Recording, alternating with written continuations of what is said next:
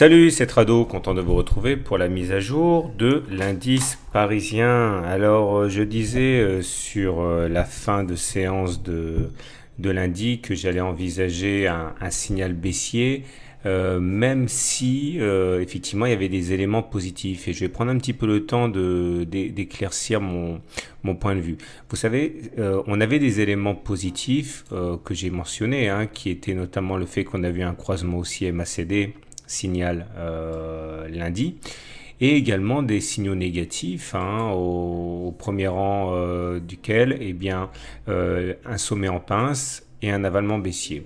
Et je disais que malgré ce signal haussier, j'allais tenter quand même de saisir une opportunité baissière, parce que finalement il faut vraiment que les débutants comprennent qu'il n'y a pas un indicateur qui permette d'avoir la certitude d'avoir raison. C'est vraiment l'école de la synthèse que j'aimerais défendre, et il faut vraiment faire le tri entre toutes les informations pour finalement privilégier un contexte global.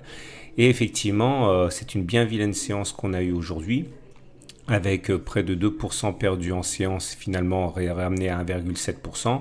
Et la raison fondamentale de cette baisse est à chercher du côté de la panique immobilière anglaise qui est en train de s'installer, avec des fonds qui ont suspendu les ventes, hein, de leurs produits, de crainte que cela s'effondre. Et il faut savoir que la grande crise financière de 2007-2008 a commencé justement avec l'immobilier, donc forcément ça rappelle de mauvais souvenirs.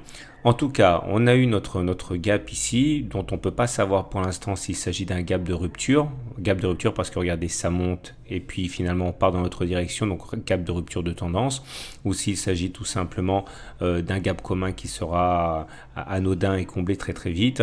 En tout cas, les indicateurs techniques montrent que ça a changé. Le momentum rebascule en dessous de 0. Et le RSI confirme qu'il demeure en dessous de 50. Ça montre que la main est au baissier. Et le MACD, qui a croisé son signal à la hausse, est sur le point de le recroiser à la baisse. Il tergiverse beaucoup en ce moment. Et c'est difficile de savoir ce qui va se passer demain, parce qu'on est sur des supports, hein. La M7 est en support quasiment, les 38,2% sont en support, mais il faut savoir que les gaps ont un certain pouvoir d'attraction qui fait que les cours ils vont assez souvent. Alors là, je vous propose de regarder un petit peu les autres marchés pour avoir une idée de ce qui pourrait bien se passer, notamment le DAX allemand, qui lui est peut-être un petit peu plus clair. On retrouve la configuration en sommet en pince et également en avalement baissier.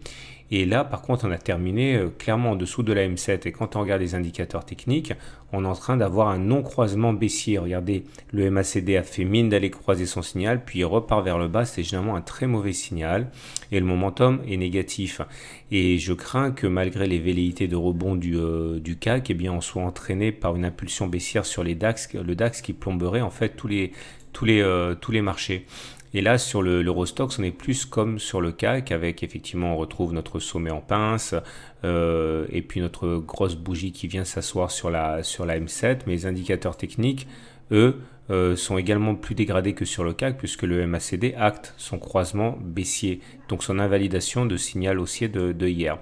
Pour terminer, quand on regarde le SP500, c'est beaucoup mieux, on est toujours au-dessus du nuage, au-dessus de la M20, mais on vient de faire une étoile du soir.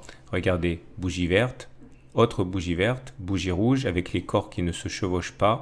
C'est un signal qui montre que normalement une baisse devrait intervenir, à ceci près que c'est une étoile du soir de piètre qualité, parce que la mèche basse est très très longue, ce qui montre qu'il y a eu des velléités haussières quand même. Donc tout ça pour dire que je suis vraiment pas sûr de ce qui va se passer demain, c'est très compliqué.